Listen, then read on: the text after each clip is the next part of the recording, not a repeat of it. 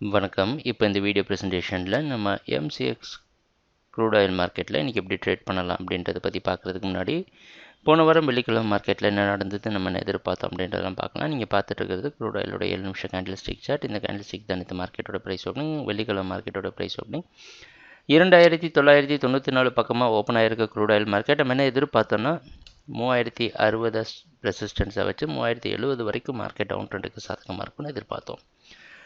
Price open ஆனதுலேருந்து இந்த 3000 அப்படின்ற psychological சோனை resistance ஆச்சு. மார்க்கெட் சரிவை சந்திச்சு 2964 வரைக்கும் வந்திருக்கு.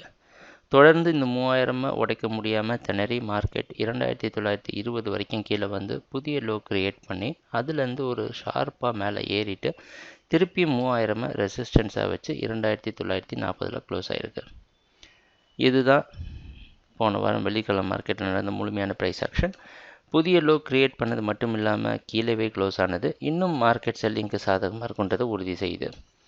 இன்றைக்கி மார்க்கெட்டோட ஓப்பனிங் 2980 70க்குள்ளே ஓப்பன் ஆகிறதுக்கு வாய்ப்பு இருக்கிற மாதிரி வெளிநாட்டில் இருக்க நைமக்ஸ் மார்க்கெட் வச்சு பார்க்குறப்ப தெரியுது. ஒரு விஷயம் மட்டும் ஞாபகத்தில் வச்சுக்க வேண்டியது என்னென்னா 3420 மார்க்கெட் டவுன் ட்ரெண்டுக்கு சாதகமாக இருக்கும் நம்ம எதிர்பார்த்தது. இப்போ 2950 வரைக்கும் வந்துடுச்சு. இவ்வளோ பெரிய சரிவுக்கு அப்புறம் ஒரு கரெக்ஷன் அப்படின்றது இருக்கும் அப்படின்றத எதிர்பார்க்கலாம்.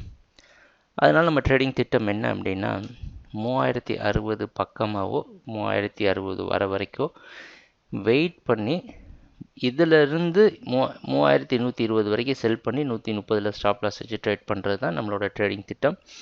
தொடர்ந்து மார்க்கெட் வந்து ஒரு கரெக்ஷன் கொடுக்காம அதோடைய டவுன் ட்ரெண்டில் நம்ம இன்னும் தொடர்ந்து பெட் பண்ணுறதுல அந்தளவுக்கு ஈடுபாடு இல்லாதனால ஒரு கரெக்ஷன் லெவல் இந்த லெவலுக்கு கரெக்ஷன் ஆனதுக்கப்புறம் அதுலேருந்து ஒரு செல்லிங் ஆரம்பித்தா நல்லாயிருக்கும் அப்படின்றது தான் எங்களோட எதிர்பார்ப்பு. இன்னொரு விஷயம் குறிப்பிட்டு சொல்லப்படுறது என்னென்னா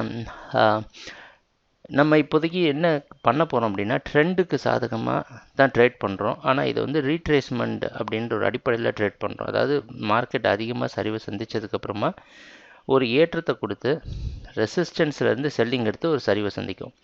அதனால் இந்த ரெசிஸ்டன்ஸ்லேருந்து மார்க்கெட் சரிவை சந்திக்கிறப்ப அதிகமான ப்ராஃபிட் எதிர்பார்க்காம 30-40 பாயிண்ட் ப்ராஃபிட் கிடைச்சா கூட புக் பண்ணிட்டு வெளியே வர்றது நல்லது. ட்ரேடிங் நடக்கிறப்ப பார்ப்போம் என்னென்ன மாற்றங்கள் வருதுன்னு. எங்கள் வீடியோ ப்ரெசன்டேஷனை தொடர்ந்து பார்த்துட்டு இருந்ததுக்கு மிக்க நன்றி, மகிழ்ச்சி, வணக்கம்.